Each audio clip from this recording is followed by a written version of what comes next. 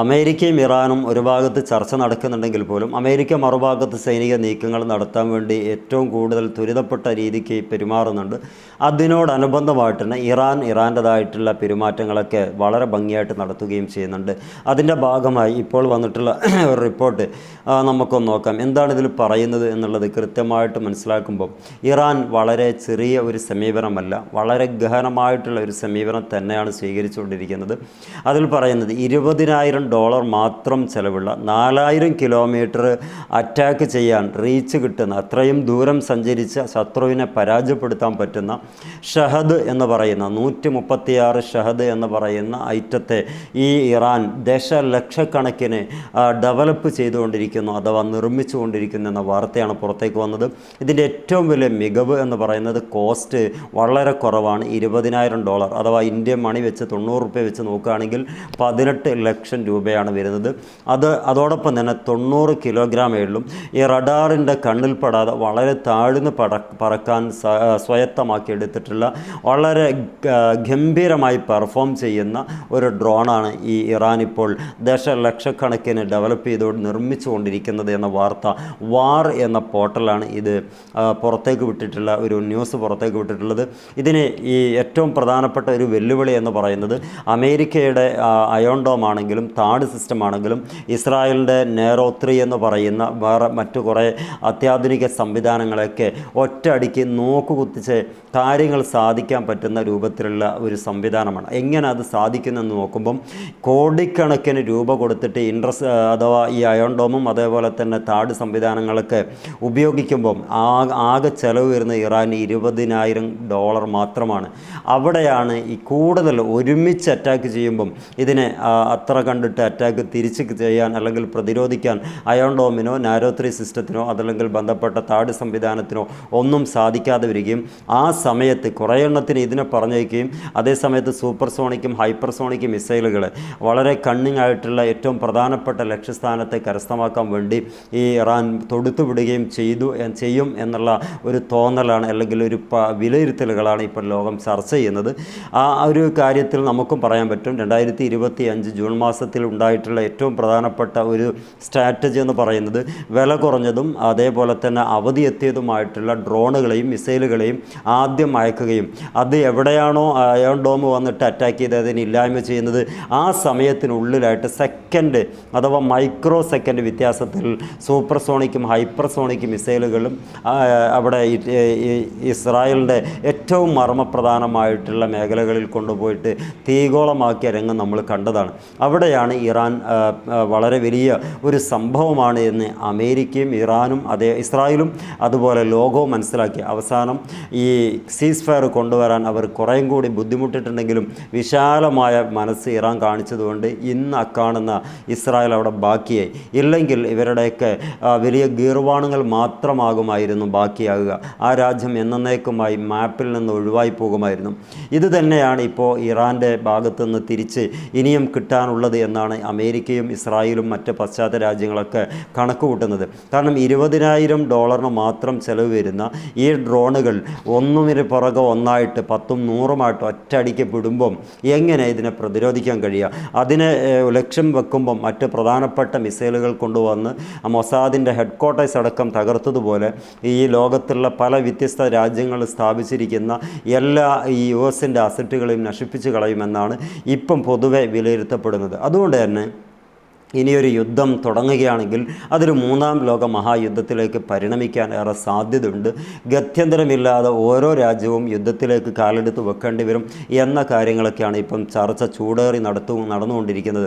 വ്യക്തമായി നമുക്ക് ഇതിനെക്കുറിച്ചൊന്ന് അനലൈസ് ചെയ്യാനുമ്പോൾ കൃത്യമായി പറയാൻ പറ്റുന്നതും അത് തന്നെയാണ്.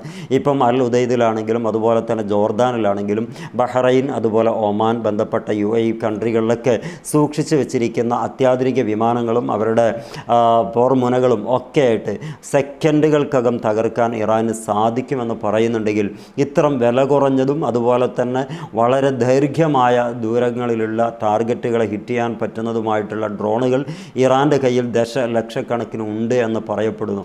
എന്താണെങ്കിലും അത് അബാബിയൽ പക്ഷികളെപ്പോലെ ഒരുപാടെണ്ണം ഒരുമിച്ച് വന്ന് ആക്രമിക്കപ്പെടുമ്പോൾ എന്ത് സംവിധാനം ഉണ്ടായാലും അതിനെ പ്രതിരോധിക്കുക എന്ന് പറയുന്നത് ശത്രുരക്ഷത്തിനും ശത്രു രാജ്യത്തിന് അത്ര കണ്ടിട്ട് വിജയിക്കാൻ കഴിയില്ല എന്ന ഒരു വിലയിരുത്തൽ സ്വാഭാവികമായി ഉണ്ട് എന്ന വാർത്തയും കൂടി വരുന്നുണ്ട്. അപ്പം മൊത്തമായി ഈ ഒരു ഷഹദ് 136 എന്ന് പറയുന്ന ഒരു ഡ്രോൺ ഇപ്പോൾ വലിയ രൂപത്തിൽ ചർച്ച ചെയ്യപ്പെടുന്ന സാഹചര്യത്തിലൂടെയാണ് മുന്നോട്ട് പോയിക്കൊണ്ടിരിക്കുന്നത്. അതുകൊണ്ടൊക്കെ തന്നെയായിരിക്കും നിങ്ങൾ ഇങ്ങോട്ട് വന്ന് അടിക്കുകയാണെങ്കിൽ പിന്നീട് ഒരു നൃത്തമില്ലാത്ത അല്ലെങ്കിൽ സ്റ്റോപ്പില്ലാത്ത അൺലിമിറ്റഡ് ആയിട്ടുള്ള ഒരു പ്രത്യാക്രമണം ഈ രാജ്യത്ത് നിന്ന് നിങ്ങൾ നേരിടേണ്ടി വരും. കരുതി നിങ്ങൾ കാര്യങ്ങൾ നീക്കുക എന്ന് പറയുമ്പം നമുക്ക് ഇതിൽ നിന്നൊക്കെ കൂട്ടി വായിക്കുന്നത് ഒരുപാട് കാര്യങ്ങൾ ഇറാൻ്റെ കയ്യിൽ ഉണ്ട് എന്ന് തന്നെയാണ് മനസ്സിലാക്കാൻ പറ്റുന്നത്. മാത്രമല്ല ടോർപിഡോ സംവിധാനങ്ങളുമായിട്ട് ഈ അമേരിക്കയുടെ 17ഓളം വരുന്ന യുദ്ധക്കപ്പലുകളെ തകർക്കുമെന്ന ഒരു അബ്ബാസ് അരാജ്കിയുടെയും മസൂദ് പെഷസ്കിയാൻ്റെയും കാര്യത്തിലുള്ള ഒരു സ്റ്റേറ്റ്മെൻറ്റ് കണ്ടു. പക്ഷേ മസൂദ് പെഷസ്കിയാൻ്റെ വിഷയത്തിൽ ചില കിംവദന്തികളൊക്കെ വന്നത് കണ്ടു. അതിൻ്റെ യാഥാർത്ഥ്യം എന്താണെന്നുള്ള അറിയില്ല. ചിലപ്പം ഒരു പ്രൊപ്പഗണ്ടയായിരിക്കും. മസൂദ് പെഷസ്കിയാൻ ആയത്തുള്ള ഖാംനയ്ക്ക് ഓപ്പോസിഷനായിട്ട് പ്രവർത്തിക്കുന്നുണ്ട് എന്നൊക്കെ പറയുന്ന ചില സ്റ്റേറ്റ്മെൻറ്റുകൾ കണ്ടു. അറിയില്ല എന്താണെന്നുള്ളത്. മസൂദ് പെഷസ്കിയാനും ആയത്തുള്ള ഖാംനൈ 2 തട്ടിലാണെന്നുള്ള ഒരു വാർത്ത മനഃപൂർവ്വം വരുത്തി തീർക്കുകയും അതോടൊപ്പം ആ രാജ്യത്തിൻ്റെ കെട്ടുറപ്പ് നശിപ്പിക്കാൻ വേണ്ടിയിട്ടും ഒരു മനഃപൂർവ്വമായിട്ടുള്ള ശ്രമത്തിൻ്റെ ഭാഗമായിട്ടായിരിക്കാം അങ്ങനെ റിപ്പോർട്ട് വരുന്നത്.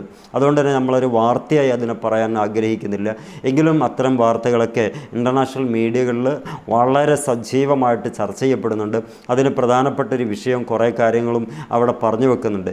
അത് മറ്റൊരു വീഡിയോയിൽ നമുക്ക് പറയാം. എന്താണെങ്കിലും ഇപ്പോൾ 4000 കിലോമീറ്റർ താണ്ടാൻ കൈകാര്യം ചെയ്യാനും അതേപോലെ തന്നെ അവിടെ 4000 കിലോമീറ്ററിന് അപ്പുറത്ത് പോയിട്ട് ശത്രുവിൻ്റെ ആ ഒരു താവളങ്ങൾ നശിപ്പിക്കാനും പാകത്തിലുള്ള ചാവർ ഡ്രോണുകൾ ഇറാൻ ഒരുപാടെണ്ണം ലക്ഷക്കണക്കിന് എണ്ണം ഇവിടെ ഉണ്ടാക്കി വെച്ചിരിക്കുന്നു എന്ന് പറയുമ്പം ചെറുതൊന്നുമില്ലാത്ത പേടി ഈ ചുറ്റുഭാഗത്ത് നിൽക്കുന്ന അമേരിക്ക സപ്പോർട്ടഡായിട്ട് നിൽക്കുന്ന രാജ്യത്തിന് ഉണ്ട് എന്നത് പറഞ്ഞറിയിക്കേണ്ട കാര്യമല്ല. കാരണം അവർക്കെല്ലാം കൃത്യമായിട്ട് ഇറാൻ്റെ കഴിവിനെക്കുറിച്ച് അറിഞ്ഞതാണ്.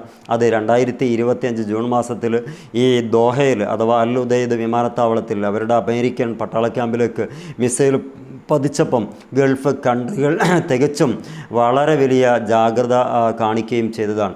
അതുകൊണ്ട് ഈ ഇറാൻ്റെ കാര്യത്തിൽ വളരെ സിംപ്ലിഫൈ ആയിട്ട് അല്ലെങ്കിൽ വളരെ നിസ്സാരമായിട്ടുള്ള ഒരു സമീപനം കാണിക്കൂല എന്ന ഒരു പ്രതീക്ഷ നമുക്ക് അതിൽ നിന്നെല്ലാം മനസ്സിലാക്കാൻ പറ്റുന്നുണ്ട്. എന്താണെങ്കിലും ചെറിയ പൈസയ്ക്ക് വലിയ കാര്യങ്ങളെ അപകടപ്പെടുത്താനുള്ള തന്ത്രമാണ് ഇവിടെ എക്കണോമിക് സൈഡിൽ നമുക്ക് നോക്കിയാൽ മനസ്സിലാക്കാൻ പറ്റുന്നത്. ഇതുകൊണ്ട് എന്തുണ്ടാകുക എന്ന് ചോദിച്ചാൽ ഓരോ ഡ്രോണിനെ ഇല്ലായ്മ ചെയ്യാൻ അതിൻ്റെ പ്രത്യാഘാതങ്ങൾ ഇല്ലായ്മ ചെയ്യാൻ വേണ്ടി കോടിക്കണക്കിന് രൂപയുള്ള അയൺ ഡോം സിസ്റ്റത്തെയോ താട് സംവിധാനത്തെയോ നാരോ 3S സിസ്റ്റത്തെയോ അവലംബിക്കേണ്ട ഒരു ദുർഗതി ഈ പാശ്ചാത്യ രാജ്യത്തിനും ഉണ്ട്, ഇസ്രായേലിനും അമേരിക്കയ്ക്കും ഉണ്ട് എന്ന് പറയുമ്പം അതിൽ ഒരു പടി മുന്നിൽ ടെക്നോളജിയുടെ കാര്യത്തിൽ ഇറാൻ തന്നെയാണ് എന്ന് ഒരിക്കൽ കൂടി ആണയിട്ട് പറയാൻ പറ്റിയ സംവിധാനങ്ങളും അതിനോടനുബന്ധമായിട്ടുള്ള വാർത്തകളും ഒക്കെയാണ് ഇപ്പോൾ പുറത്തേക്ക് വരുന്നത്. കാത്തിരിക്കാം. ചർച്ചയുടെ ഉള്ളടക്കം വളരെ സന്തോഷകരമാണെന്നൊക്കെ പറയുന്നുണ്ടെങ്കിൽ പോലും അവസാനം അത് എവിടെ എത്തി എന്ന് നോക്കേണ്ടത് അത് കഴിഞ്ഞാൽ മാത്രമേ ഉള്ളൂ. എന്താണെങ്കിലും ചില മാധ്യമങ്ങൾ റിപ്പോർട്ട് ചെയ്യുന്നത് ചർച്ച അവസാനിച്ചു, ഇനി അവർ തമ്മിലുള്ള ലാസ്റ്റ് മൊമെൻ്റ് തീരുമാനങ്ങളൊക്കെ ഇന്ന് രാത്രി 10 മണിക്ക് വിവരങ്ങൾ അറിയിക്കുമെന്നതൊക്കെയാണ് കേൾക്കുന്നത്. എന്താണെങ്കിലും അതിൻ്റെ ഒരു പുതിയ അറിയിപ്പ് വരുമ്പോൾ നമുക്ക് വീഡിയോ ചെയ്യാം. Wish you all the best. Good bye.